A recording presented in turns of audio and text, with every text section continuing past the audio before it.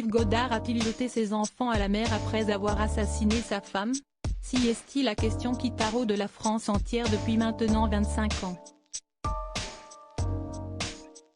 Le 2 septembre 1999, le docteur Yves Godard et ses deux enfants, Camille, 6 ans et Marius, 4 ans, ont disparu en mer après avoir loué un voilier au port de plaisance de Saint-Malo.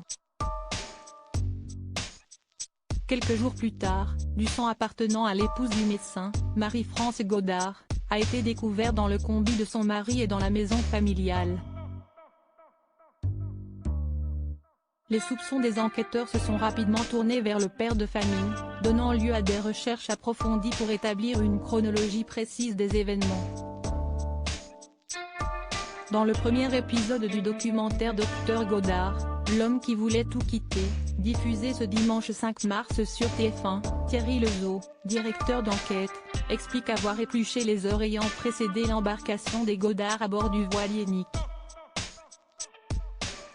En consultant le relevé de carte bancaire d'Yves Godard, les enquêteurs ont notamment découvert qu'il avait effectué des achats quelques heures seulement avant de prendre le large.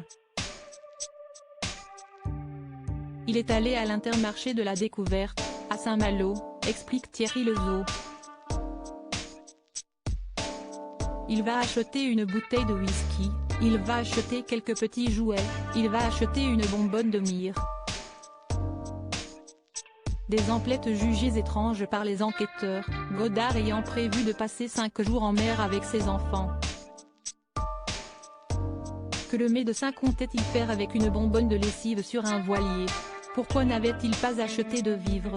La disparition des Godard, un mystère vieux de 25 ans. 25 ans après, on ignore toujours ce qui est vraiment arrivé à la famille Godard, et même s'il est soupçonné de s'en être pris à sa femme et ses enfants, Yves Godard n'a jamais été reconnu coupable des meurtres. En juin 2000, le crâne de la petite Camille a été repêché par un coquiller sur la baie de Saint-Brieuc, au large d'Erquy. Le tibia et le fémur d'Yves Godard ont également été sortis de l'eau quelques années plus tard, en 2006. Les corps de Marius et de Marie-France Godard n'ont, quant à eux, jamais été retrouvés.